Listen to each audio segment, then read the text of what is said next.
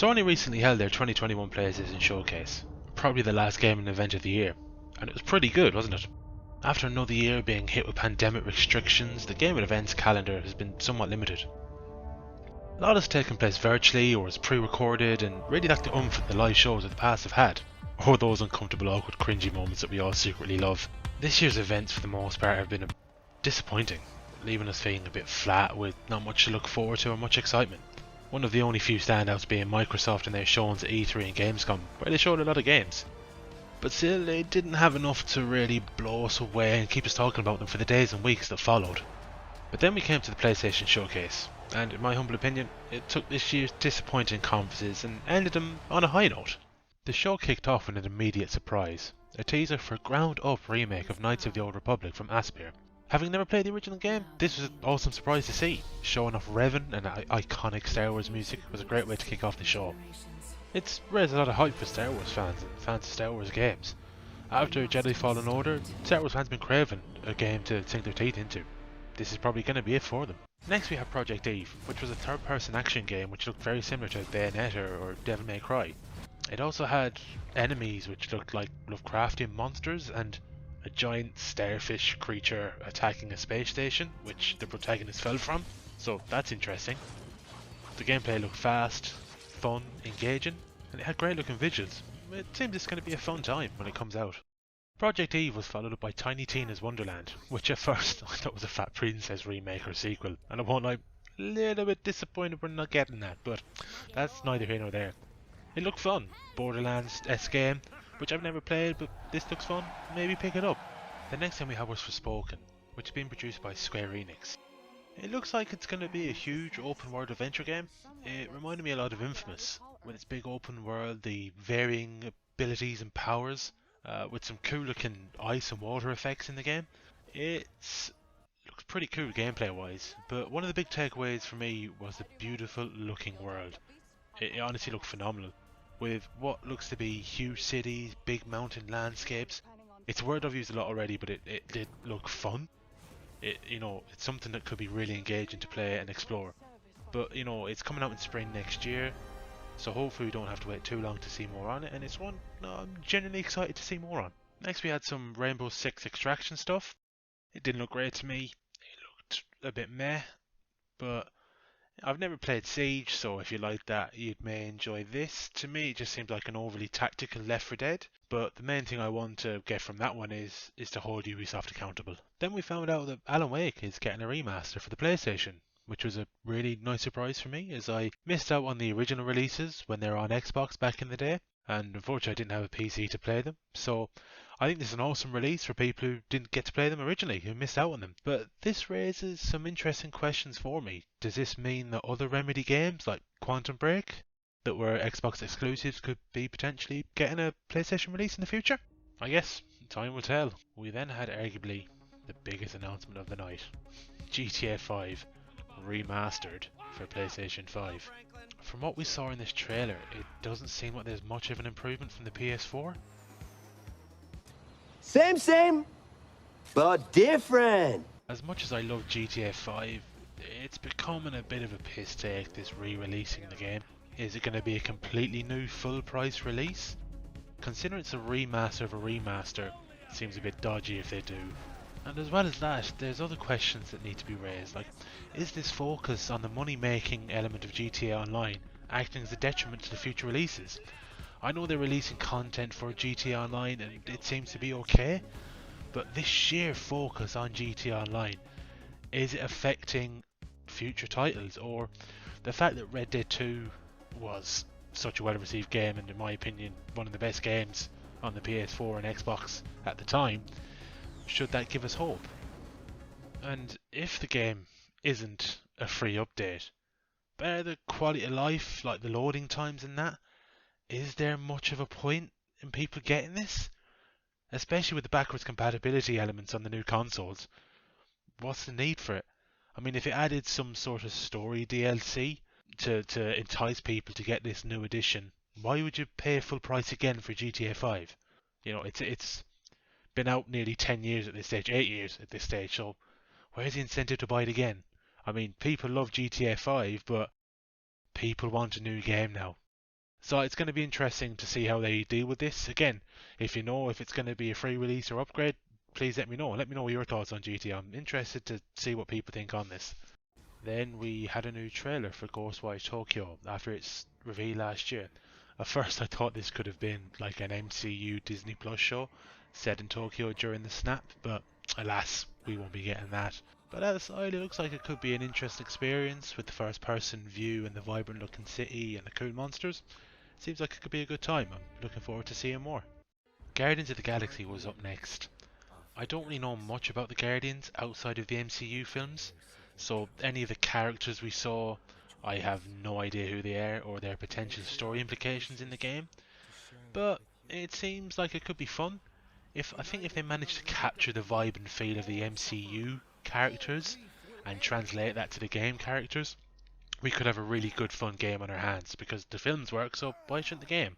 We got to see a little bit more gameplay. We got to see the Milano fighting in space.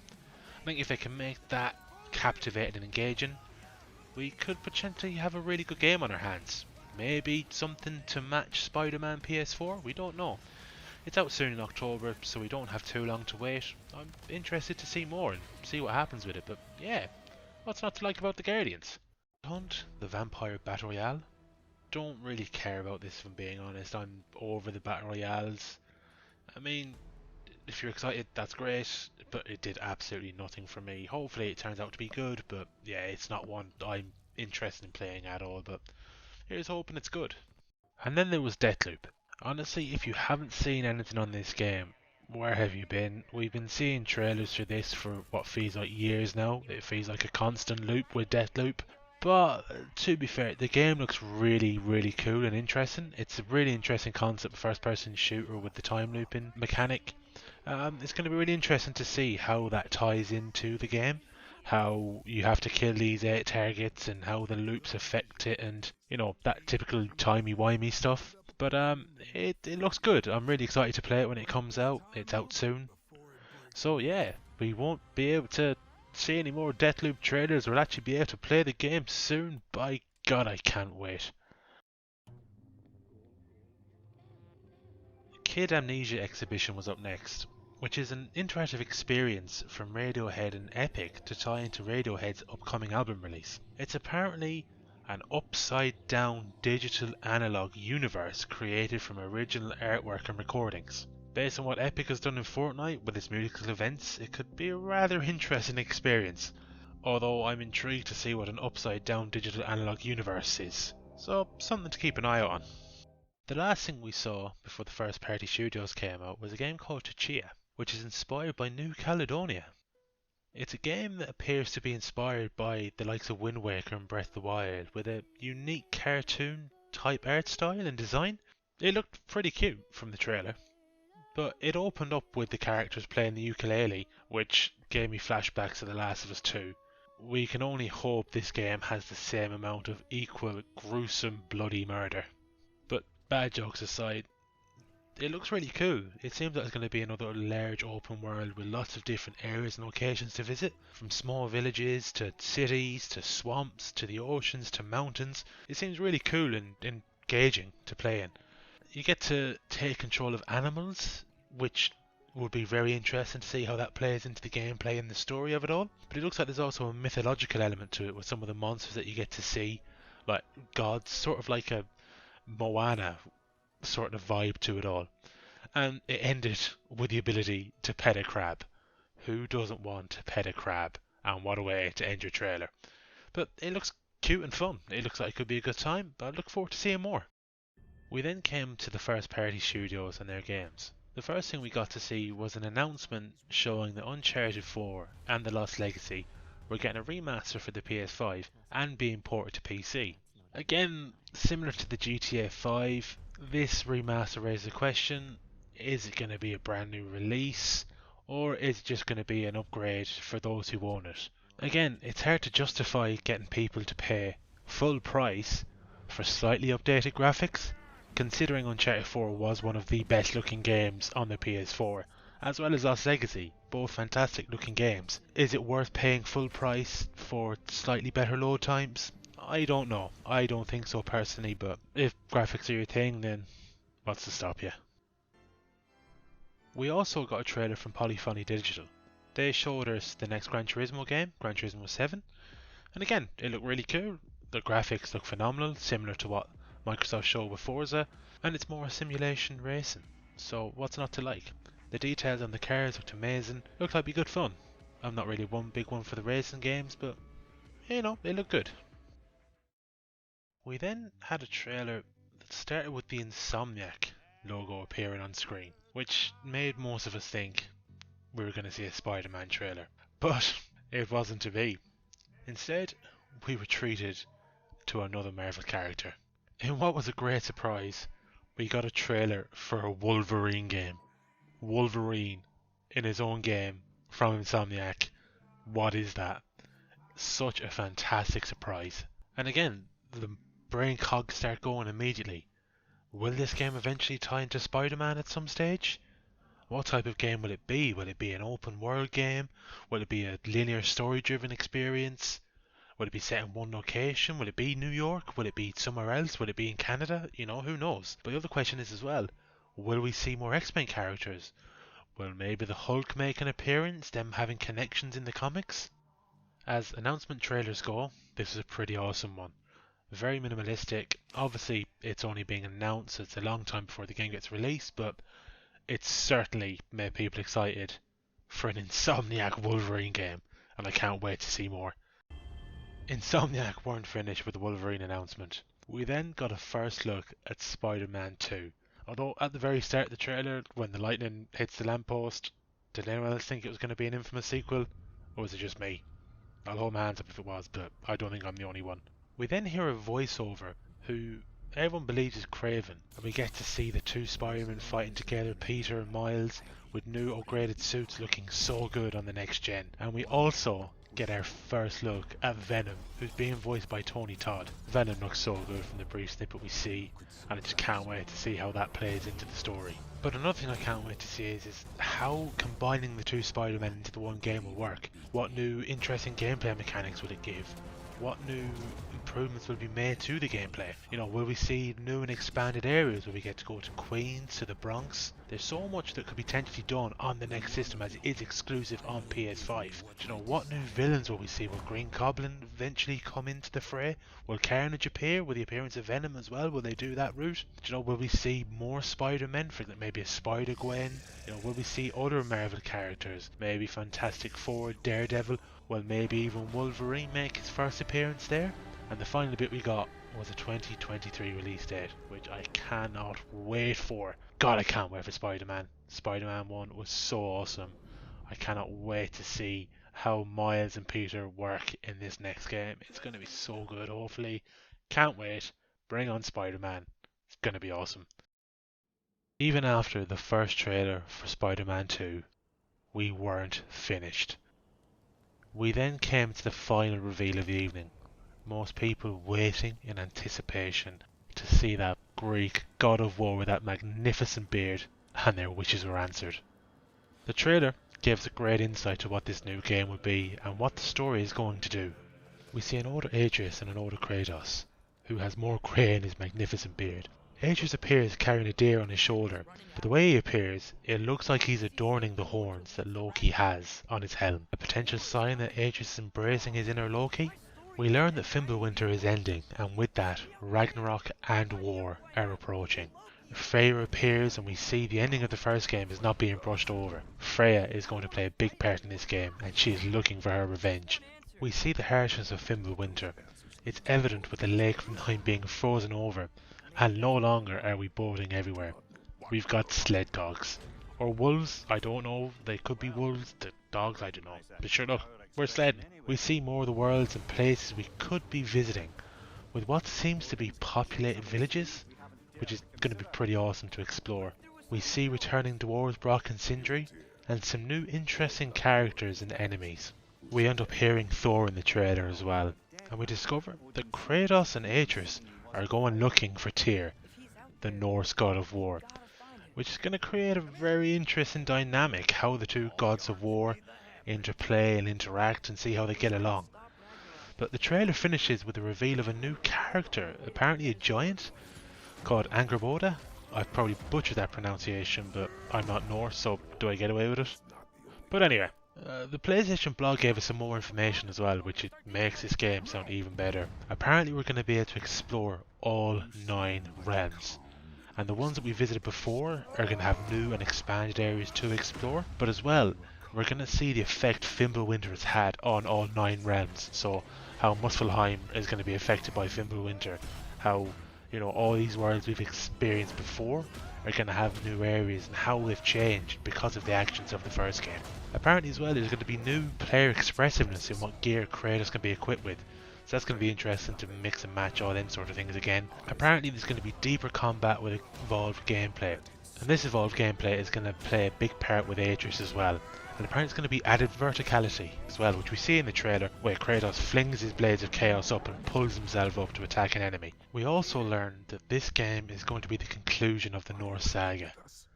So that raises interesting questions whether this is the end of Kratos and Atreus, or they're going to go into a new mythology. It's very interesting because they have stated that this game will have Ragnarok. This is the end. So I'm really looking forward to seeing how it all plays out. As well as that information, we got some information about the voice cast. Obviously all the returning characters are back. Christopher Judge as Kratos is back. But also the new characters Odin, Thor and Tyr. Odin's being played by Richard Schiff, who you may know from The West Wing or Jurassic Park The Lost World.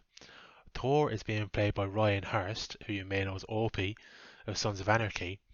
And Tyr is being played by Ben Prendergast. New cast members. It's going to be class to see how they interact and fit into the God of War world. And again, I can't wait to hear like Odin and Thor cracking wise in this game. It's going to be so much fun to hear. But with all of that new information, what does this mean for God of War Ragnarok? From the trailer we see the characters have grown older, as I already mentioned. We see that there's some tension between Kratos and Atreus. Atreus wanting to learn more about who he is and what his heritage is, and the name Loki, what it means to him. But Kratos being apprehensive as it could mean another war with the gods, something he knows all too well about. You know as well, what part will Tyr play in it all? Will he become an ally in bringing Odin and Thor down? Or will he side back with the Norse gods? Will we see that epic duel between the World Serpent and Thor that was made aware of in the first game? Will this be the end of the God of War franchise, or will we see more games going forward? Only time will tell, but I can't wait to experience firsthand. I feel like I have to mention the criticisms as well that have come out about this game since the trailer's release. You've seen things on Twitter, which of course is a cesspool for stupid statements and opinions, but saying that, be sure to follow me on Twitter. But seeing on Twitter, you've seen people criticise Thor's design, the gameplay and animations and the graphics, but God of War was one of the best looking games on the PlayStation, so it doesn't need much to it. Gameplay, we've seen enough there that seems like it has been improved and updated. Again, it's hard to judge with just a trailer, either way. But it looks like they've added new things, new runic abilities, as said the added verticality, you know. And again, it is being somewhat held back because of the fact it's coming on the PS4. Again, a criticism maybe, but it is just a fact. But to criticize animations and that for the board, it's just stupid. Like, what do you want? Like, are you really that bothered by a game if it reuses an animation? Like, really, who cares? But apart from that city side of things, there's a few criticisms. Like, I like Thor's design, but I'm very disappointed he was revealed in this manner with a picture on Twitter. Like, not even in the trailer, like literally just a picture. It would have been cool to really see that reveal in game, but it's happened now. He looks cool. I can't wait to punch him in the face as Kratos, but you know, we'll get there. But despite all that Twitter nonsense, which probably should be ignored anyway, overall, the trailers made me very excited for the game's release, hopefully next year. As the 2018 game was probably my favourite game on the PS4, it's probably my game of the generation, so I can't wait to play the sequel of it. Let's just hope it's not pushed back and it definitely does come out next year. And with that, it was the end of the PlayStation Showcase. And you know what? I thought it was a pretty great show. We saw some really intriguing new games and got information and trailers for sequels that people can't wait to play. As I said at the start, after a poor year of gaming events, I feel this showcase reminded us of why we love gaming and that we have some absolutely amazing games and things to look forward to in the upcoming years. I, for one, will take that view that the future is looking great for the gaming industry, with all the studios working on some amazing titles. Regardless of what console or system you use or play on, it doesn't matter. The future is bright, and we're going to have a lot of great games to play soon. I'm just going to somehow get my hands on a PS5 now. And with that, thanks so much for watching, guys. This was the first proper video I've done, so it's taken me a bit longer to get out than I originally wanted, but I tried to make it the best way I possibly could. But I really hope you've enjoyed it. Be sure to let me know what games you're looking forward to most, whether it's from this conference or anything else that's happened over the year.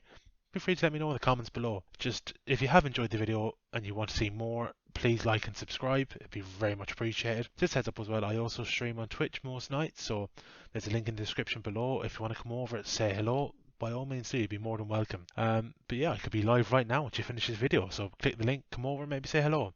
But thanks so much for watching, guys. I really do appreciate it, and we'll see you in the next video. Until then, take care, and we'll see you later.